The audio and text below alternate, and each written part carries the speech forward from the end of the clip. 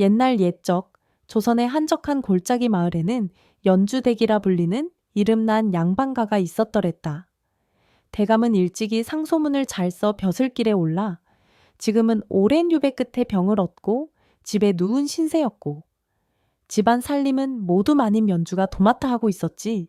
연주 마님은 40을 간 넘긴 과부였는데 고운 얼굴에 살집이 적당히 올라 남자들의 시선은 물론이고 여인네들 사이에서도 부러움을 사는 인물이었다.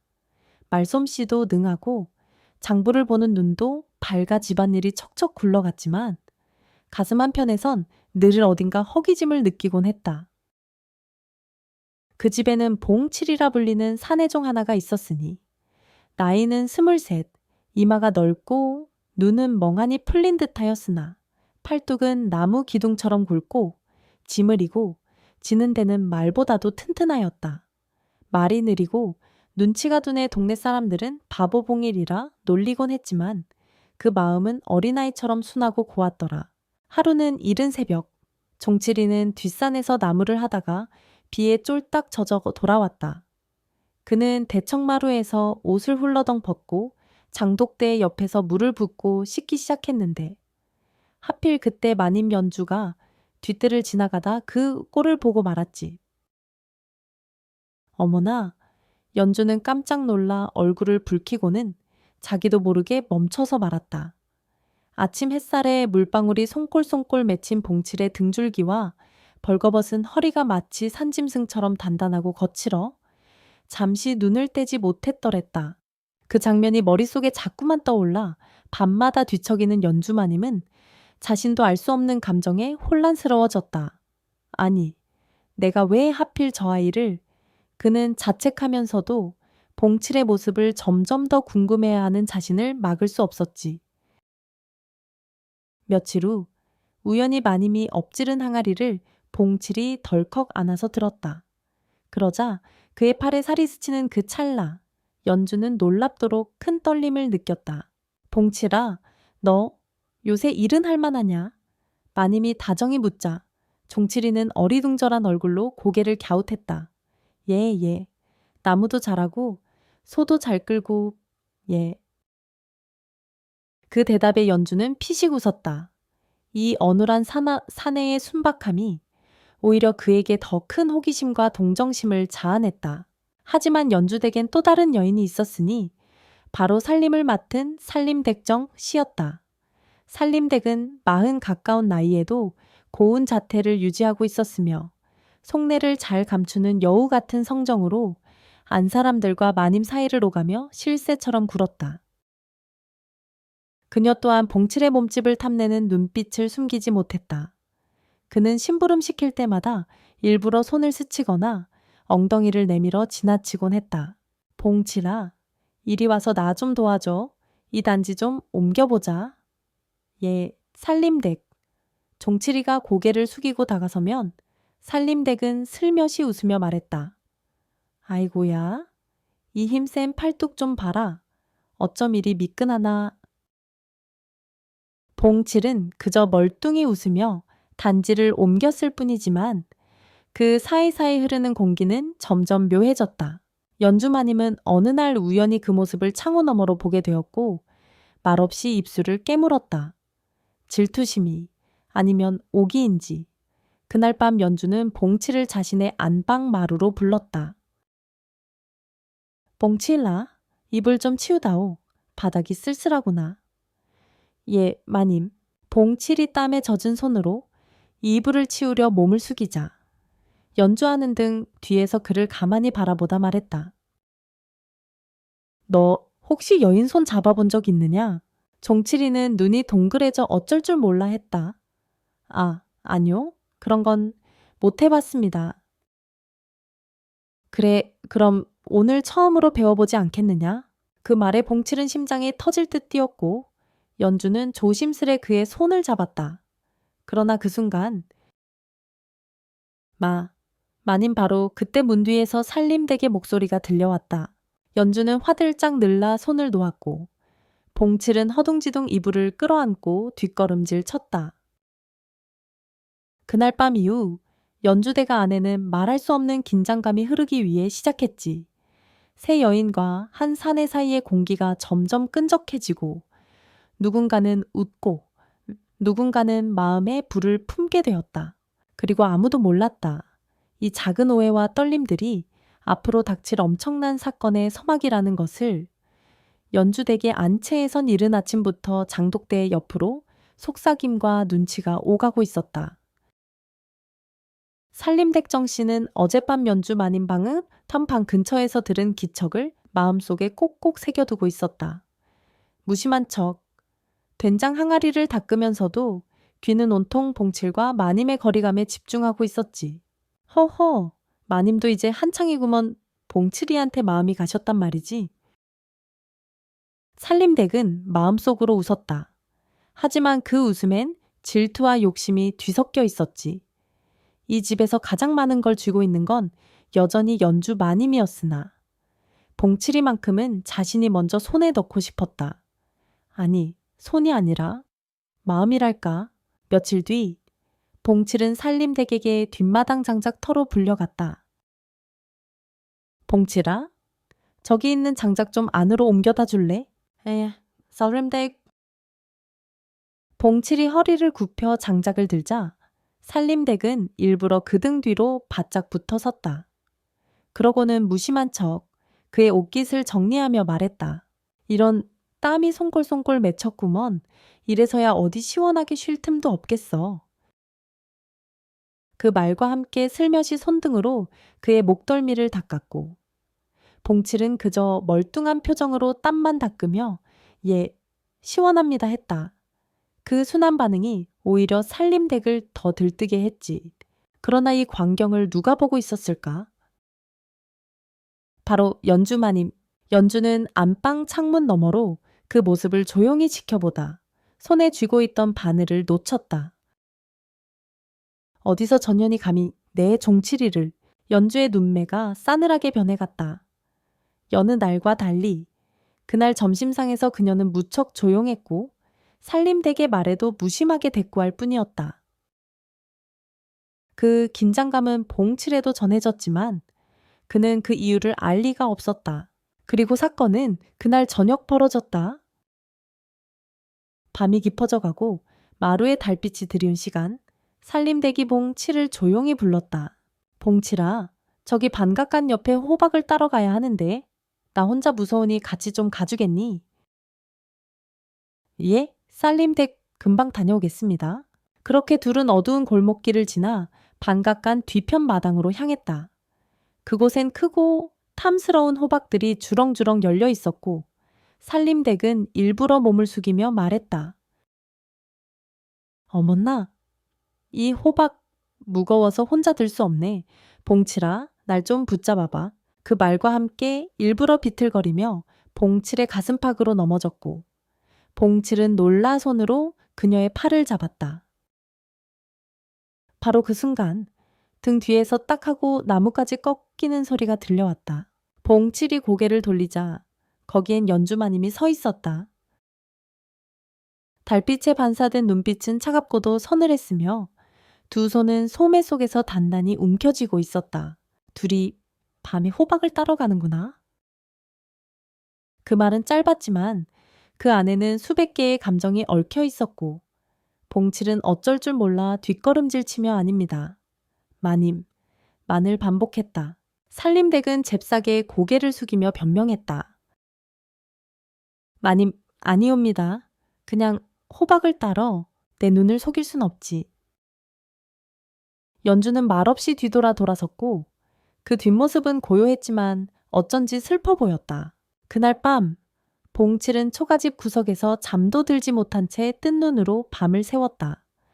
그리고 그 사이 살림댁은 내심 쾌재를 부르며 이렇게 중얼거렸지. 연주는 이젠 끝났어. 봉칠이, 이젠 내 차례다. 하지만 그녀는 몰랐다.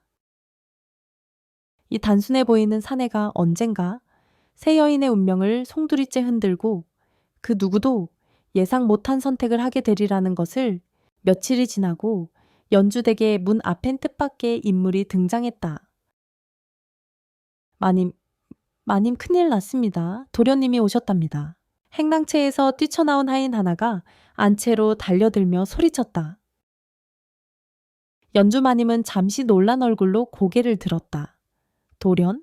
설마 그 아이가 정말로 그 사람이었다? 연주의 시동생인 이도윤 도련. 남편이 생전에 가장 아꼈던 혈육이었다. 젊은 시절 유학차 한양에 올라갔다가 한동안 연락이 끊겼던 그가 이제는 키가 훌쩍 크고 눈매는 더욱 날카로워져 돌아온 것이다. 형수, 오랜만입니다. 도윤은 부드러운 목소리로 인사를 건넸으나 그 눈빛 속 어딘가에 날이 서 있었다. 연주는 조용히 머리를 숙였다. 그래, 잘 돌아왔구나. 그간 고생이 많았겠지. 하지만 그보다 더 매우 놀란 이는 따로 있었다. 바로 살림댁정 씨였다. 도윤이 연주댁을 떠나기 전 살림댁은 이미 그와 몇 번 눈을 맞춘 적 있었다. 하지만 그땐 서로 다른 위치였기에 그저 스쳐 지나간 인연일 뿐이라 여겼는데 이제 돌아온 도윤은 관록 있는 사내의 기세를 품고 있었고 살림댁은 그 기세에 또다시 가슴이 설렜다. 그날 밤 살림댁은 일부러 도윤이 묵는 사랑채 근처를 서성이다가 마주쳤다. 어머, 도련님. 밤 공기 쌀쌀한데 산책 중이신가요? 정씨, 여전하시네요. 그리 말씀해 주시니 부끄럽사옵니다. 세월이 무정한 줄만 알았거늘. 두 사람은 그렇게 자연스레 대화를 주고받았고 살림댁은 날이 갈수록 도윤의 눈치를 보기 시작했다. 하지만 도윤은 무심한 척 연주 마님을 향한 눈길을 종종 흘리고 있었다. 그러던 중 살림댁의 머릿속엔 새로운 계략이 움텄다. 종칠이는 몸뚱이가 탐나고 도련님은 신분과 권세가 탐난다. 만약 둘 다. 그녀는 기회를 노렸다. 우선 봉칠부터 완전히 자기 사람으로 만들고자 했다. 다음날 아침 살림댁은 부엌에 봉칠을 불렀다. 봉칠아, 이리 와봐. 이 찰떡 좀 먹어보거라. 아침부터 내 생각이 나더구나. 제 생각이요? 그래, 너 없으면 허전하고 너 보면 배가 부르지. 봉칠은 엉겁결에 찰떡을 받아 먹었고 그 모습에 살림댁은 웃으며 말했다. 너만 있으면 나는 이 집의 마님이 되고 싶다. 넌 내 곁에 있을래. 봉칠은 당황한 눈으로 그녀를 쳐다보았으나 대답은 하지 못했다. 바로 그때 봉칠아, 나무에 올 시간이다. 아직도 안 나갔느냐. 사랑채 앞에서 도윤 도련이 날카롭게 말하며 걸어왔다. 봉칠은 얼떨결에 일어나 고개를 숙이며 달아났다. 도윤은 살림댁을 향해 짧게 인사만 건네고 지나쳤지만 그 눈빛 속에는 확실히 무언가를 눈치챈 기색이 담겨 있었다. 그날 밤 도윤은 안채에서 연주마님과 나란히 앉아 술 한 잔을 나누었다. 형수, 그 사내종 봉칠이라 했나요? 이상한 구석이 있습니다. 연주는 조용히 잔을 들어 올렸다. 그 아이는 순한 아이야. 뭘 잘 모르지. 무얼 의심하는 것이냐. 그보다 형수는 그 아이를 어떻게 생각하십니까? 그 말에 연주는 잠시 술잔을 내려놓고 도윤을 바라보았다. 그 눈빛엔 흔들림도 있었고 도윤은 더 말하지 않고 잔을 비웠다. 한편 살림댁은 점점 초조해졌다. 봉칠이 자꾸 연주마님 눈치를 보고 도윤 도련도 자꾸 안채를 기웃거리는 듯하니 자신이 이대로 밀려날 것만 같았다. 결국 그녀는 칼을 뽑기로 했다. 다음 날 새벽 봉칠이 장작을 쓸어 뒷산으로 나가자 살림댁은 조용히 뒤를 따랐다. 그리고 그곳에서 충격적인 제안을 건넸다. 봉칠아, 내가 너를 데리고 이 집을 나갈게. 다른 고을로 가서 우리 둘이 살자. 무슨 말씀인지. 네가 내 사람이 되어준다면 나도 널 위해 다 바칠게. 마님도 도련도 필요 없어. 이 집에서 제일 아까운 건 바로 너니까. 봉칠은 말을 잊지 못하고 서 있었다. 단순한 머릿속에선 도무지 감당할 수 없는 제안이었다. 그리고 그 사이 뒷산 언저리 어딘가에서 한 쌍의 눈이 조용히 그 모습을 지켜보고 있었지. 그 눈은 바로 연주마님의 눈이었다. 그날 밤 연주마님은 등을 돌린 채 방 안에서 눈을 감고 있었지만 머릿속은 온통 산중에서 들었던 살림댁의 말로 가득했다. 이 집에서 제일 아까운 건 바로 너니까. 그 말의 음색, 봉칠의 흔들리는 눈동자, 살림댁의 야무진 손짓까지 모두 그녀의 마음을 뒤흔들었다. 연주는 조용히 한숨을 쉬며 이불을 끌어당겼다.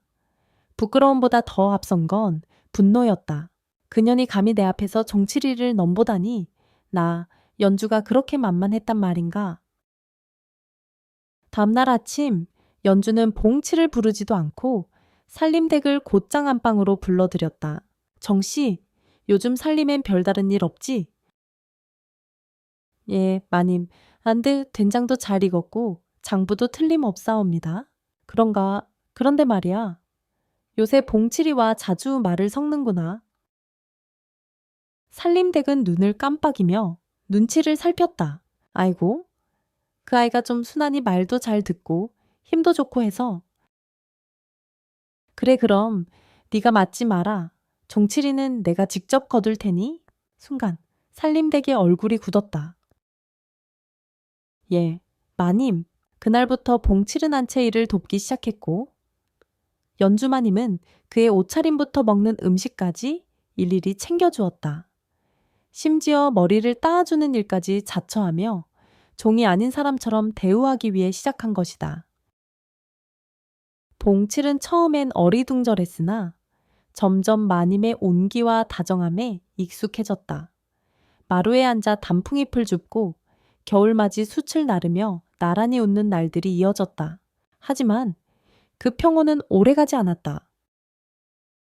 며칠 후 기름 도둑질은 돌연히 연주마님과 봉칠이 나란히 웃으며 장작을 자르는 모습을 마주하게 되었다. 그는 조용히 방으로 돌아와 문을 닫고 손에 들고 있던 찻잔을 탁 놓았다. 하차는 종놈 주제에 형수의 곁에 웃기는군. 그날 밤 도유는 조용히 살림댁을 불렀다. 정씨, 너라면 종칠이를 치울 수 있겠느냐? 그 말에 살림댁의 눈빛이 번뜩였다. 왜 그러시는지요? 내가 원한 건 연주 형수야. 그런데 저 멍청한 종놈이 그녀 곁에 서 있다. 내가 저 아이를 몰아내면 형수가 나에게 돌아오겠지. 살림댁은 순간 고민했지만 이내 고개를 끄덕였다. 독이 필요하겠군요. 적당히 죽이진 마라. 멀리 대쫓기만 하면 되니. 그리고 그 다음 날 봉칠은 마님이 직접 챙겨준 아침밥을 먹고 금세 속이 뒤틀리고 가슴이 울렁이기 위해 시작했다. 온몸에 식은땀이 흐르고 발길이 휘청겼다. 봉칠아 봉칠아, 이게 어찌 된 일이냐? 연주마님이 놀라 그를 부여잡았지만 봉칠은 얼굴이 창백하게 질려 바닥에 쓰러졌다. 방 안은 아수라장이 되었고 의원이 급히 불려왔다. 상한 음식에 독이 섞인 듯합니다. 다행히 양이 적어 목숨은 부지했지만 며칠은 누워야 할 것이 외다. 연주는 무릎을 꿇고 봉칠의 손을 잡았다.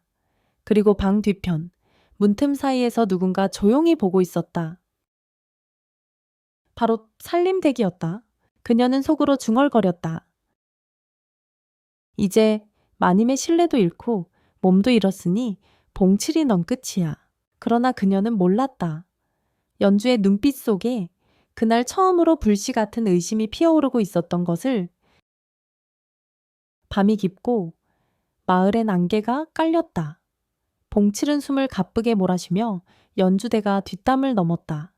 그 몸은 여전히 기운이 없었지만 마님의 한마디가 그의 등을 떠밀었다. 봉칠아, 여길 떠나거라. 누군가 널 노린다. 내가 막을 수 없다. 봉칠은 눈을 붉히며 고개를 저었지만 연주는 그의 손에 마패처럼 접은 종이 한 장을 쥐어주었다. 거기엔 남쪽 어느 들녘에 이름이 적혀 있었다. 운제들. 가면 거기서 선득이란 사내를 찾거라. 그이는 내 오라버니와 의형제를 맺은 사람이다. 믿을 수 있는 이미 너를 숨겨줄 것이다. 봉칠은 뒤도 돌아보지 않고 산길을 넘어갔다. 바보처럼 순했던 그는 그제야 처음으로 누군가의 위험이란 말을 가슴으로 받아들였다. 사흘을 굶고 헤매다 봉칠은 운제의 넓은 평야에 닿았다. 몸은 누더기가 되었고 발엔 물집이 터졌지만 눈동자는 어딘가 단단해져 있었다. 바로 그때였다. 거기 어이자네? 사람인가 귀신인가? 드세면서도 묵직한 목소리 하나가 들려왔다. 키 크고 어깨 넓은 사내 하나가 곡괭이를 어깨에 걸친 채 서 있었다. 선득. 자넨 누군가? 봉칠은 힘겹게 종이 한 장을 꺼내 건넸다. 선덕은 그것을 한참 들여다보다 눈이 둥그레졌다. 연주의 소개장이로군. 자넨 이름이 봉일이라 하오. 선덕은 잠시 봉칠을 훑어보더니 웃으며 말했다. 허허, 꼴이 말이 아니군. 일단 들어가세. 사람이 먼저 밥부터 먹어야지. 그렇게 봉칠은 선뜻에 초가집에 들어섰다. 집은 크지 않았지만 따뜻했고 아궁이에는 된장국 냄새가 진동하고 있었다. 그리고 그 집엔 또 한 사람이 있었다. 오라버니, 저희는 누구예요? 기름진 머리를 두 손으로 틀어올린 여인이 조심스레 방 안에서 나왔다. 향옥이라 불리는 여인은 선뜻의 처제가 아니라 몸 붙이고 사는 여인이라 했다. 고운 얼굴에 눈매는 부드럽고 말투는 정갈했다. 봉칠은 그녀의 손에 된장국을 받아들고 눈물이 핑 돌았다. 이렇게 따뜻한 밥을 먹어보는 건 참 오랜만입니다. 향옥은 조용히 웃으며 그를 바라보았다. 여기선 걱정하지 말아요. 누가 뭐래도 오라버니는 한 번 품은 사람은 절대 버리지 않아요. 며칠 뒤 봉칠은 운제들 근처의 들판에서 농사를 도우며 조용한 삶을 시작했다. 몸이 회복되자 그의 체격과 힘은 다시 주목받았고 마을 사람들도 하나둘 그를 알아보기 위해 시작했다. 그 중에서도 향옥은 자주 그를 바라보았다. 처음엔 연민이었고 다음은 존경이었으며 그 다음은 묘한 설렘이었다. 그러던 어느 날 밤 봉칠은 뒷마당에서 도리깨를 두드리다 향 옥과 마주쳤다. 아직도 안 자고 일하십니까? 예, 손이 심심해서요. 참 이상한 분이네요. 그런 일을 하면서도 그렇게 조용히 웃다니 봉칠은 살짝 웃으며 말했다. 그쪽이 처음입니다. 저를 사람처럼 대해주신 분, 그 말에 향옥은 눈을 피하더니 조용히 등을 돌렸다. 그리고 작게 중얼거렸다. 바보처럼 말하시지만 그런 게 사람을 흔들게 하지요. 그러나 그 평화는 오래가지 않았다. 며칠 뒤 선덕은 장터에서 기이한 소문을 들었다.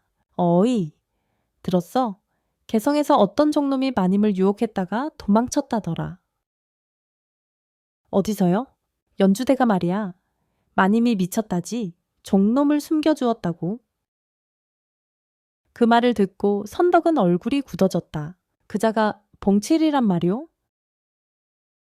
그래, 이름이 뭔가 했는데 그 소문은 곧 운제들 마을에도 퍼졌고 봉칠은 다시 도망자의 눈으로 쳐다보이기 위해 시작했다. 그리고 밤이 되자 향옥은 봉칠의 방 앞에서 조용히 말했다. 당신 도망칠 준비를 해야 할지도 몰라요. 운제들 마을은 다시 봄을 맞이하고 있었다. 들판엔 새순이 올라오고 소들은 느릿느릿 밭을 갈고 있었다. 하지만 봉칠의 마음속엔 찬바람이 불고 있었다. 그는 이미 알고 있었다. 소문이 퍼졌다는 것, 자신이 이곳에 오래 머무를 수 없다는 것, 그리고 누군가가 뒤를 쫓고 있다는 것까지. 봉칠이 이리로 오너라. 오늘은 숯 굽는 법을 가르쳐주마. 선듯이 무뚝뚝하게 불렀지만 그의 눈빛엔 깊은 걱정이 담겨 있었다. 봉칠이 다가오자 담배를 훅 빨아들이며 낮게 말했다. 연주마님의 오라버니가 나에게 편지를 보냈다. 네가 위험하다고 도윤이란 놈이 널 찾고 있단다. 그 말을 들은 봉칠의 손이 덜덜 떨렸다. 이젠 어디로 가야 하오? 아니다. 이번엔 도망치지 마라. 놈들이 오면 이 선득이기가 널 지킬 것이다. 그날 밤 운제들엔 낯선 자들이 숨어들었다. 검은 도포 차림에 얼굴을 반쯤 가린 사내 셋. 그들 앞엔 기름 도둑질은 돌연히 있었다. 본길, 내 놈을 어디에 숨겼을까? 그 바보 같은 덩치. 들판 어귀에서라도 보면 금방 찾을 텐데. 살기 어린 눈빛으로 마을을 훑어보며 그는 조용히 칼자루를 쓸어내렸다. 그리고 이튿날 새벽 봉칠은 들판에서 향옥과 함께 물을 퍼다 밭을 적시고 있었다. 향옥은 웃으며 말했다. 당신 예전보다 말이 많아졌어요. 그쪽이 말을 걸어주니까요. 그래요. 그럼 내가 입을 닫으면 그럼 세상도 조용해질 것 같아요. 그 웃음 뒤 향옥은 작게 속삭였다. 나 당신을 위해 기도했어요. 아무도 다치지 않기를. 그 순간 거기 서라. 도윤의 목소리가 산등성이를 넘어 쩌렁 울렸다. 그는 장정색과 함께 달려들었고 봉칠은 본능적으로 양옥을 뒤로 감쌌다. 도련님, 그만두세요. 전 아무것도. 입 닥쳐라. 종놈 주제에 형수를 유혹하고 이제는 도망까지 쳐. 봉칠은 말을 잇지 못했다. 그러나 뒤에서 누군가 소리쳤다. 봉칠이 손대지 마라. 그건 선득이었다. 그는 쟁기 하나를 들고 들판을 가로질러 왔고 그 모습은 마치 산에서 내려온 호랑이 같았다. 여긴 내 땅이요. 내 사람이요. 너희가 발을 들이면 고운 일은 없을 것이야. 도윤은 비웃으며 칼을 빼들었다. 농사꾼이 무슨 호위무사라도 되는 줄 아오. 그러자 선덕은 말없이 쟁기를 바닥에 박고 주먹을 쥐었다.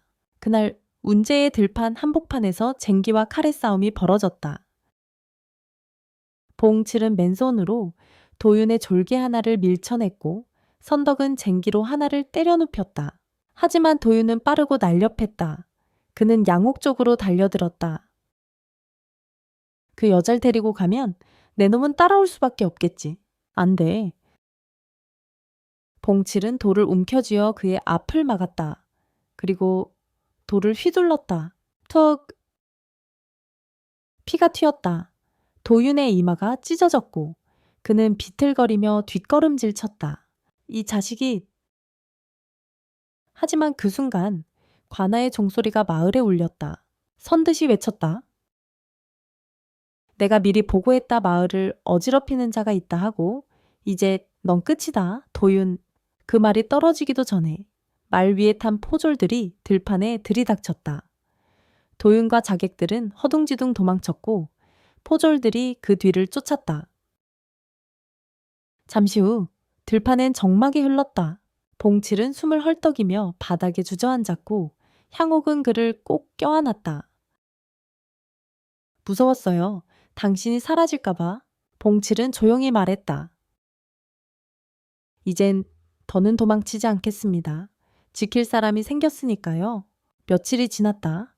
들판의 피냄새는 바람에 씻겨 사라졌고 마을 사람들은 봉칠을 더 이상 떠돌이 종놈으로 보지 않았다. 그 사람 우리를 지켜줬어요. 바보 같은 줄만 알았는데 어쩜 그렇게 단단하던지. 아이들은 봉칠을 따라다니며 물동이를 들고 노인들은 그에게 술을 권했다. 그러나 봉칠의 마음은 편치 않았다. 향옥이 매일 웃어주었고 선듯이 장날마다 말을 태워주었지만 그의 마음 한구석에는 여전히 연주마님의 얼굴이 떠올랐다. 그날 밤 그는 조용히 장독대 옆에서 연주의 편지를 꺼내 펼쳐들었다. 너에 보내는 내 마음은 마치 칼날을 삼키는 기분이었다. 하지만 네가 살아있어야 나도 살아있단다.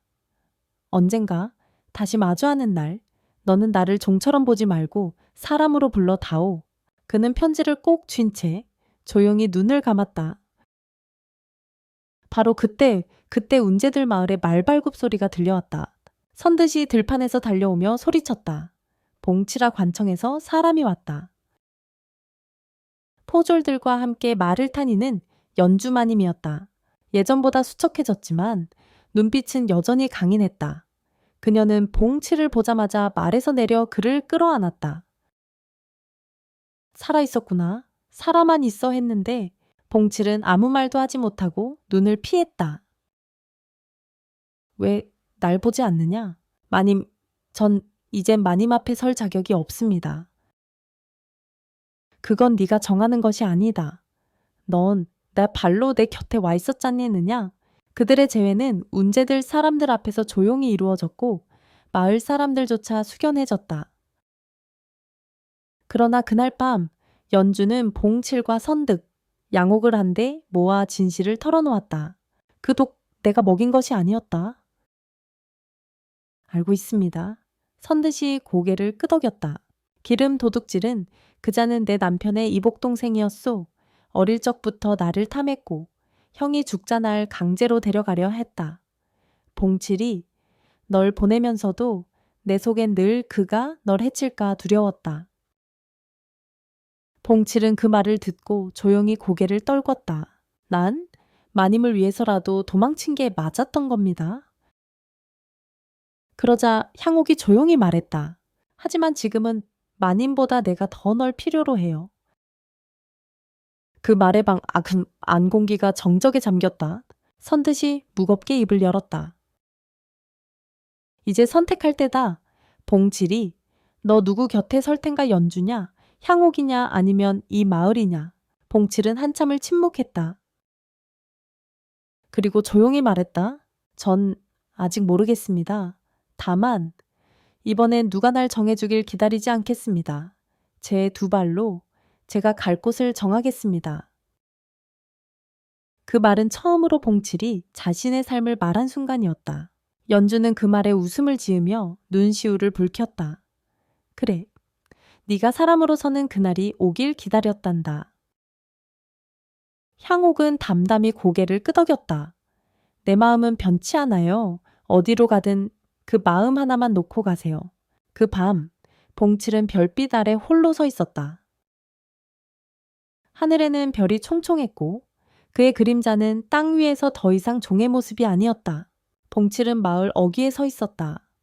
이른 아침 안개가 들판을 덮었고 대지는 조용히 숨을 죽인 듯 했다. 그는 지난밤 단 한숨도 자지 못했다. 연주 마님의 눈물, 양옥의 담담한 미소, 선뜻의 말 없는 응원, 모든 것이 그를 흔들었다. 사람이 된다는 건 스스로 길을 정하는 것이라 했지요. 그는 스스로 중얼거리며 연주의 손에 들려준 편지 한 장을 펼쳐 들었다. 저는 어디에도 속하지 않겠습니다. 저는 이젠 종이 아니라 사람입니다. 그리고 사람은 누구의 소유도 아닙니다. 연주 마님, 그 고운 마음 평생 가슴에 새기겠습니다. 향옥이, 그 따뜻한 눈길, 저를 살린 은혜입니다. 선득 어르신, 그 손길이 없었다면 저는 땅 속에 있었겠지요. 이제 저는 제 두 발로 길을 나서렵니다. 이름은 본길이지만 그 이름조차 이젠 저 스스로 부를 수 있게 되었기에 그는 마을 뒤 산길로 발걸음을 옮겼다. 가는 곳은 정해지지 않았다. 다만 마음만은 분명했다. 며칠 후 개성부 기름 도둑질은 도련은 관청에 끌려와 무릎을 꿇고 있었다. 독살 미수, 노비 폭행, 재산 사기 등 그간의 죄목이 줄줄이 드러났고 연주 마님은 직접 포도청에 출두해 그를 고발했다. 이자는 제 가문을 더럽혔으며 무고한 이를 죽이려 했습니다. 노비라 하여 사람 아닌 줄 알았겠지만 그 아이는 제 목숨을 살린 사람이기도 합니다. 관찰사는 고개를 끄덕이며 명을 내렸다. 도유는 모든 자기와 토지를 몰수하고 절도로 유배하라. 그 말에 이를 갈았지만 누구도 그의 말을 들어주지 않았다. 한편 운제들 마을에선 다시 봄이 찾아오고 있었다. 향옥은 조용히 봉칠이 남긴 집신 한 켤레를 꺼내 들었다. 그리고 그 옆에 작은 종이 한 장이 놓여 있었다. 나는 돌아올 수도 있고 영영 떠날 수도 있습니다. 하지만 내 걸음이 다시 이 들판을 밟는 날 나는 더 이상 도망자도 종도 아닌 그냥 사람으로 돌아오고 싶습니다. 향옥은 조용히 종이를 접어 장독대 뒤에 묻었다. 그리고 홀로 중얼거렸다. 그래요? 어디서든 그대가 사람으로 살아있으면 그걸로 됩니다. 그리고 몇 년이 흐른 어느 봄날, 운재의 장터에는 낯익은 사내 하나가 나타났다. 등이 넓고 눈빛은 부드러우며 발엔 낡은 집신이 하나 끼워져 있었다. 저 여기 쌀 한 대만 주시겠소? 그를 본 장군이 눈을 동그랗게 뜨며 말했다. 이봐요, 자네 이름이 혹시 본 게 아니요. 사내는 잠시 웃으며 고개를 저었다. 아니요, 이젠 제 이름은 제가 짓겠습니다. 그는 장터를 지나 향 옥이 있는 들판으로 걸어갔다. 멀리서 향 옥이 그를 알아보곤 물동이를 떨어뜨렸다. 그대 봉칠은 말없이 웃으며 다가가 물을 가득 담아 그녀의 어깨에 올려주었다. 저 돌아왔습니다. 이젠 누구의 종도 아닌 그저 이 마을의 한 사람이 되어도 되겠습니까? 향옥은 눈을 감고 고개를 끄덕였다. 처음부터 그랬습니다. 그리고 그들의 집 앞 초가집 대문 옆엔 작은 나무판 하나가 걸려 있었다. 사람 사는 집, 봉칠과 양옥. 그곳엔 돈도 벼슬도 없었지만 온기와 평화가 깃들어 있었다.